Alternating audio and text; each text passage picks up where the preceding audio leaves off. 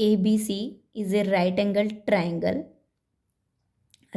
at C, a line through the midpoint M. ABC एक right angle है जिसमें C पे हमारा right angle form हो रहा है, and midpoint M, एक midpoint M है जो कि आपकी AB लाइन पे है, and वो पैरेलल है किसके?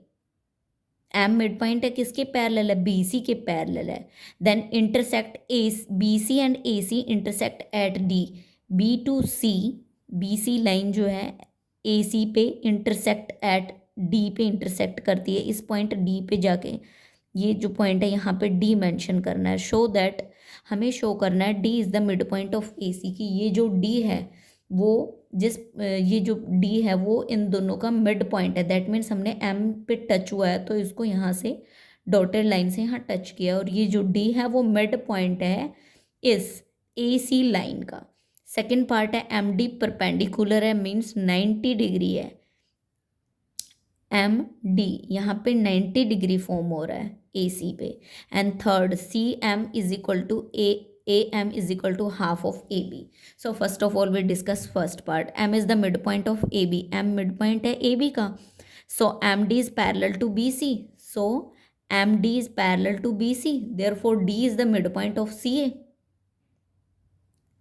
D midpoint किसका हो गया? CA का. Because the converse of midpoint theorem क्या कहता है कि अगर यहाँ पे कोई मिड पॉइंट है तो जो इधर वाला जो पॉइंट होगा वो एग्जैक्टली इन दोनों साइड के बीच में होगा. That means D is the mid point of CA, converse of mid point theorem. Now we discuss part 2. BC is parallel to MD. BC is parallel to MD, ये दोनों lines parallel हैं. Then triangle BCA, हम दो BCA is equal to MDA. Why? Because corresponding angle जो होते हैं equal होते हैं, इसलिए BCA अगर आपका 90 डिग्री फॉर्म हो रहा है दैट मीन्स इसके कोरोस्पॉन्डिंग एंगल ये वाला है. दैट मीन्स MDA भी 90 डिग्री होगा. Second part is proved. Now we discuss about the third part in triangle CDM and triangle MDA. These two triangle को हमें कॉन्ग्रेंट प्रूव करना है. DM is equal to DM आपका common है, this is common both of the triangle. CD is equal to DA. हमने अभी अभी first part में प्रूव किया कि D मिड पॉइंट है तो obviously C to D distance and D to A distance आपका इक्वल होगा, proved. And CDM is equal to ADM. CDM जब यहाँ पे आपका 90 डिग्री है तो दैट मीन्स इधर भी आपका 90 डिग्री फॉर्म होगा. तो CDM is equal to MDA. Both are equal 90 degree. Sorry, here is 90. So CDM is congruent to triangle ADM by SAS rule. CM is equal to AM. C to M line जो है वो A to M lines के equal होगी. Why? Because जो corresponding part होते हैं congruent triangle के वो इक्वल होते हैं. दैट्स वाई इसको हमने इक्वेशन 1 माना. Now AM is equal to BM. हमने ऊपर AM is equal to BM. A to M distance and B to M distance are equal given है आपका क्वेश्चन में, because M is the mid point है.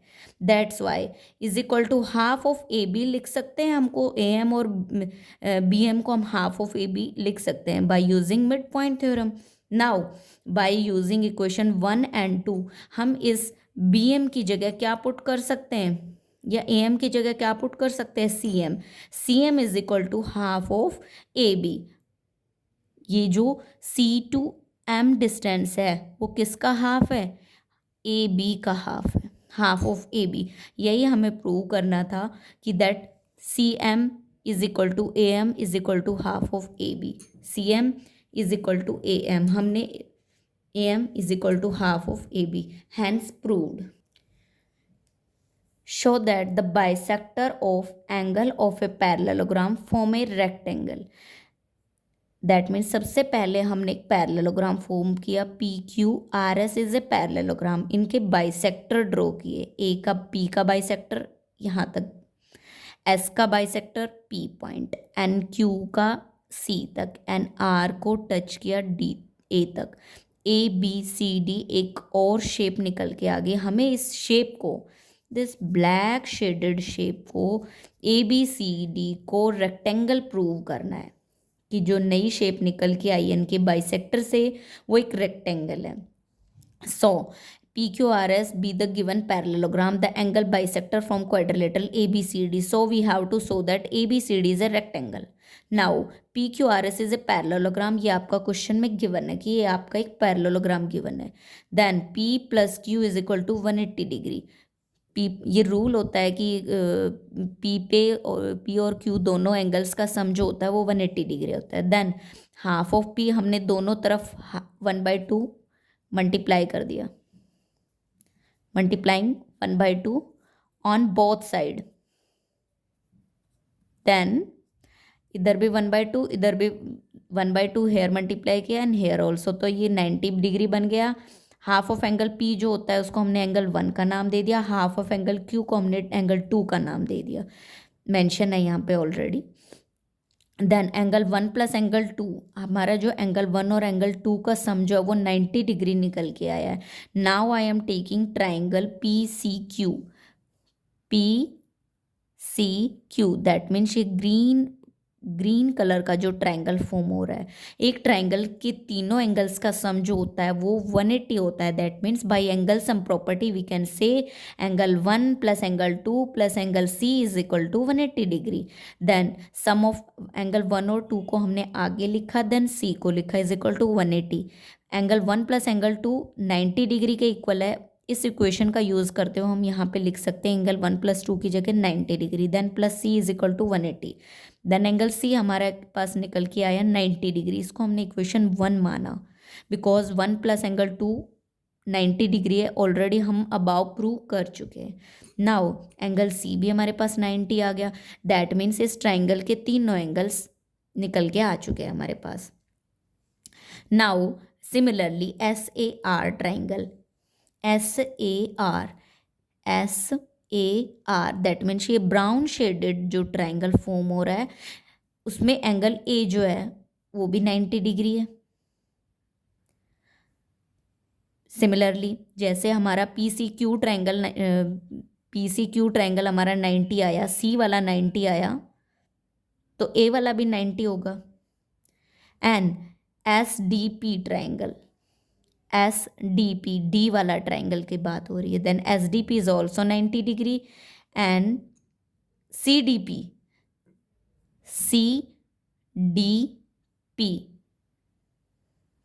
Is equal to SDP is 90 degree, already निकल के आ चुका है।